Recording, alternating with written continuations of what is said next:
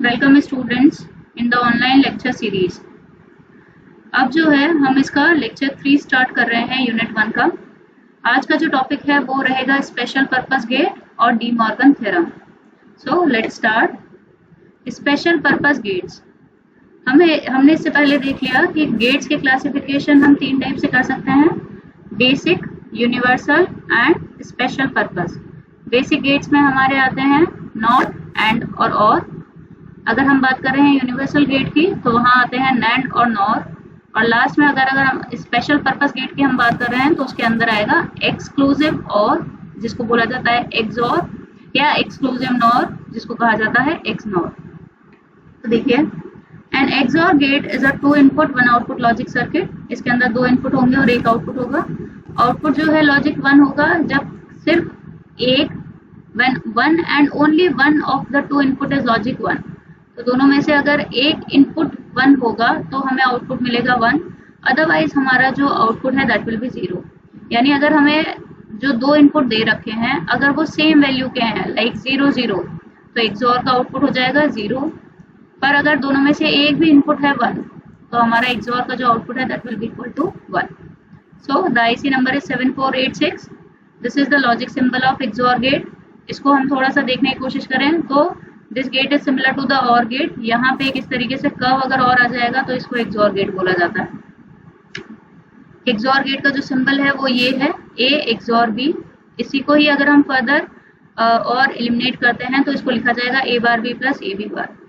तो देखिए, the output of XOR gate is, जब 2 इनपुट लिए जाएंगे 0 0, जब इनपुट सेम होंगे तो आउटपुट मिलेगा 0, जब इनपुट सेम है तो आउटपुट मिलेगा 0।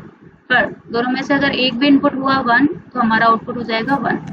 This is XOR gate. XOR gate को हम इस तरीके से भी समझ जाते हैं कि ये ऑड फंक्शन की तरह काम करता है, जिसका मतलब अगर हमारे पास में नंबर ऑफ वंस जो है वो होंगे ऑड नंबर में तो हमारे एक्सॉर का आउटपुट होगा 1। अगर हमारे नंबर ऑफ वंस जो है एक्सॉर में वो होंगे इवन नंबर में तो हमारे एक्सॉर का आउटपुट हो जाएगा 0। इसको आप इस लॉजिक से समझ सकते हैं। अगर हमारा नंबर ऑफ 1 से ऑड, इस केस में, सेकेंड केस में हमारे नंबर ऑफ 1 हमें मिल रहे हैं, एक ही नंबर ऑफ 1 है, ये रहा, तो ये ऑड नंबर, तो हमारा एक्सॉर जो है वो ऑड फंक्शन की तरह काम कर रहा है, that is why it's logic is 1। Again it is odd number, एक ही 1 मिल रहा है, ऑड है, इसलिए एक्सॉर का आउटपुट हो जाएगा 1। Now in the next case the number of ones are 2, that means it is an even number, 2 1 मिल रहे हैं तो इवन नंबर हो गया, इसलिए हमारा आउटपुट हो जाएगा 0। This is XOR gate. Now अगर एक्सॉर के आगे हम नॉट गेट लगा देते हैं तो वो हो जाएगा एक्स नॉर गेट, या इसको एक्सक्लूसिव नॉर गेट भी कहा जाता है। An XNOR gate is the combination of XOR and NOT gate. An XNOR gate is a 2 input 1 output logic circuit. Output जो है लॉजिक 1 होगा जब दोनों इनपुट जो है वो लॉजिक 0 होंगे या दोनों इनपुट 1 होंगे। अदरवाइज केस में हमारे पास में लॉजिक 0 हमें आउटपुट मिलेगा। इसकी जो आईसी है वो है 74266। इसका जो गेट है रिप्रेजेंटेशन, लॉजिक सिंबल रिप्रेजेंटेशन, वो कुछ इस तरीके से है। एक्सॉर गेट के आगे अगर आप बबल लगा देंगे तो वो नॉट एक्सॉर बन जाएगा, या इसको इस तरीके से भी बना सकते हैं। This is also possible. आपने एक्सॉर गेट के आगे इस तरीके से नॉट गेट लगा दिया तो this is also equivalent to XNOR gate. So the output is A XNOR B. तो हम यहाँ पे इसको जो रिप्रेजेंटेशन करेंगे वो होगा ए एक्सॉर बी के ऊपर complement. This is the output of XNOR. इसका जो और रिप्रेजेंटेशन है अलजेब्रिक एक्सप्रेशन में या बुलियन फंक्शन में, इसको हम लिख सकते हैं A dot B plus A bar B bar. This is very important. XOR में था ये A bar B plus A B bar, XNOR में हो जाएगा A B plus A bar B bar. तो इसको हम लिखते हैं ए एक्स नॉर बी। इसकी ट्रुथ टेबल कुछ इस तरीके से है। अगर हमें इनपुट सेम मिलेंगे, यानी 0 0 है या 1 1 है, तो उस केस में हमारा आउटपुट हो जाएगा 1, अदरवाइज हमें आउटपुट मिलेगा 0। तो इसको इस तरीके से भी समझा जा सकता है कि जो हमें एक्सॉर में आउटपुट मिल रहा था उसका जस्ट कॉम्प्लीमेंट हमें एक्सनॉर में मिलेगा। तो एक्सॉर का आउटपुट था इस तरीके से 0 1 1 0। This was A XOR B इसी का ही अगर हम कॉम्प्लीमेंट निकालेंगे तो हमें मिलेगा x NOR gate. Now we are starting with De Morgan's theorem. This is very important in digital electronics. इसके ऊपर हमारी आगे जो डी की फाउंडेशन है वो बेस्ड है, इसी से ही हमारे बुलियन एक्सप्रेशंस को सॉल्व करने का हमें फॉर्मूला मिलता है। तो देखिए डी मॉर्गन थ्योरम क्या कहता है। De Morgan theorem and laws can be used to find the equivalency of NAND and NOR gate. तो नैंड एंड नॉर गेट किसके इक्विवेलेंट है ये हम डी मॉर्गन थ्योरम से फाइंड आउट कर सकते हैं। डी मॉर्गन का फर्स्ट थ्योरम ये बोलता है कि जब 2 या 2 से ज्यादा, जब 2 या 2 से ज्यादा इनपुट वेरिएबल्स हम एंड करते हैं और फिर उसका नेगेशन करते हैं या उसका कॉम्प्लीमेंट लेते हैं, तो ये किसके इक्विवेलेंट हो जाएगा। It is equivalent to all of the complements of the individual variables. तो हमने क्या किया, पहले a डॉट b ले लिया, 2 इनपुट है उनका एंड किया और फिर उसका कॉम्प्लीमेंट लिया। ये इक्वल है उन दोनों इनपुट के नॉट का। So it is equivalent to all of the complements of individual variable. Thus the equivalent of NAND function is a negative OR function, proving that a dot b का whole bar is equal to a bar plus b bar, and this can be shown. तो देखिए, this is the first theorem of De Morgan. This expression is showing the first theorem of De Morgan, that is a dot b का whole bar NAND gate is equivalent to negative of OR. So a dot b का whole bar is equal to a bar plus b bar. अगर इसकी हम truth table verify करें तो हम यहाँ LHS से स्टार्ट करेंगे और हम देखेंगे क्या LHS हमारा RHS के इक्वल आ रहा है या नहीं।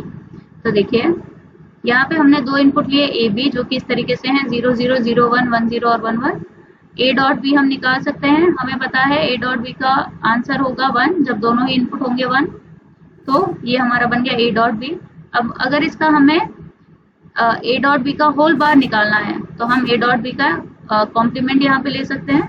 सो this will be this bold thing, this is the left hand side of De Morgan's first theorem expression. तो ए डॉट बी का होल बार ये हो गया हमारा फर्स्ट कॉलम। अब हमें देखना है ए बार क्या आ रहा है, तो ए बार क्या हो जाएगा, ये जो हमने ले रखा है इसका कॉम्प्लीमेंट। सो 0 की जगह 1, 1 की जगह 0, 0 की जगह 1 एंड 1 की जगह 0।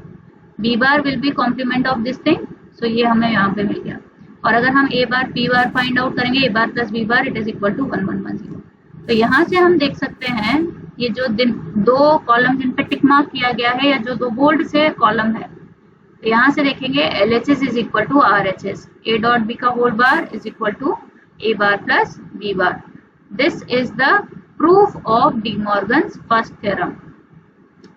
Now De Morgan second theorem proves that when 2 or more input variables are odd and negative, यानी ये NOR गेट के बारे में बात हो रही है, तो they are equivalent to and of the complements of individual variables.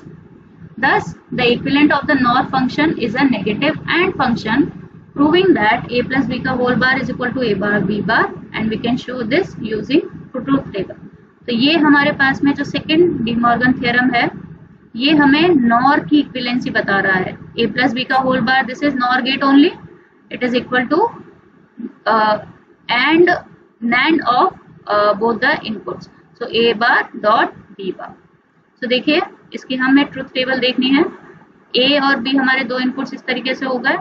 हमने पहले a प्लस बी निकाल लिया, फिर हमने a प्लस बी का होल बार निकाल लिया, तो ये हमारा हो गया LHS। Now this should be equal to a bar dot b bar. तो a बार की वैल्यू हो जाएगी a का कॉम्प्लीमेंट, तो 0 की जगह आ गया 1, 1 की जगह 0, 0 की जगह 1 एंड देन 1 की जगह 0। इसी तरीके से b bar will be complement of b, so we can do this thing. And finally हमें क्या करना है, a बार और b बार का एंड करना है। तो अगर 1 1 है तो हमारा आउटपुट हो जाएगा 1, अगर 0 1 है तो आउटपुट हो जाएगा 0, 1 0 तो 0, 0 0 तो 0। तो यहाँ जो ये 2 कॉलम जिनको टिक मार्क किया गया है या जो 2 बोल्ड में कॉलम है, they are equivalent to each other, they are equal to each other. So this proves our De Morgan's second theorem. So हमारे डी मॉर्गन के फर्स्ट थ्योरम और सेकेंड थ्योरम हमें ये बताता है कि NAND और NOR गेट को हम किसके इक्विवेलेंट रख सकते हैं। NAND गेट यानी A डॉट B का whole bar it is equal to A bar plus B bar.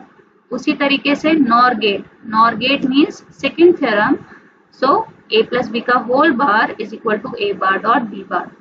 तो हमने आज देखा कि स्पेशल पर्पस गेट्स हमारे XOR और XNOR क्या होते हैं, क्या उनकी ट्रुथ टेबल होती है, और हमने देखा कि डी मॉर्गन के फर्स्ट और सेकंड थ्योरम को हम कैसे प्रूव कर सकते हैं यूजिंग ट्रुथ टेबल।